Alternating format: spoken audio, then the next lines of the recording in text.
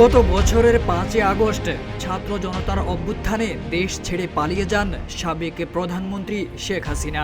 এরপর থেকে দিল্লিতে তার অবস্থান নিয়ে নানা গুঞ্জন ও আলোচনা চলছিল।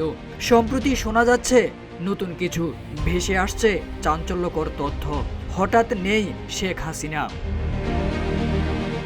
সোশ্যাল মিডিয়া এখন আলোচনার কেন্দ্রবিন্দুতে রয়েছে। কোথাও নেই শেখ হাসিনা। তাকে দিল্লি থেকে গোপনে অন্য কোথাও সরিয়ে নেওয়া হয়েছে। একাধিক সূত্রের দাবি, বর্তমানে শেখ হাসিনা দিল্লিতে নেই, তাকে অন্য একটি নিরাপদ স্থানে স্থানান্তরিত করা হয়েছে।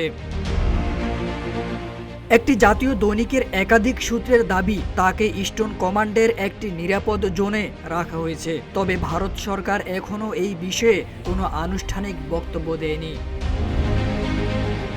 ভারতের বিভিন্ন গণমাধ্যমে এসেছে, তার নিরাপত্তা রয়েছে কঠোর ব্যবস্থা। সাদা পোশাকে নিরাপত্তা কর্মীরা তাকে সার্বক্ষণিক পাহারা দিচ্ছেন। শেখ হাসিনা একজন সম্মানিত ব্যক্তির মতো নিরাপত্তা পাচ্ছেন। লোদি গার্ডেনে মাঝে মাঝে হাঁটতে যাওয়ার অনুমতি পেলেও তার চারপাশে থাকে কঠোর নিরাপত্তার বলয়। এর আগেও শেখ হাসিনাকে দিল্লি থেকে সরিয়ে নেওয়ার গুঞ্জন উঠেছিল।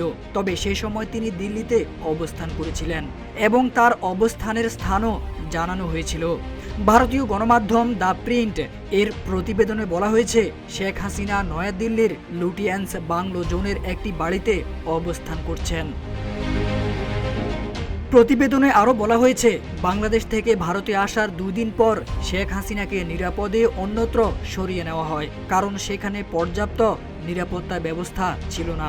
পরে লুটিয়ান্স দিল্লির নিরাপদ এবং সুরক্ষিত এলাকায় তার থাকার ব্যবস্থা করা হয়। এই এলাকায় ভারতের অনেক সাবেক ও বর্তমান এমপির বাড়ি রয়েছে বলেও জানা যায়। তারেক আজিজ খান, রূপালী বাংলাদেশ।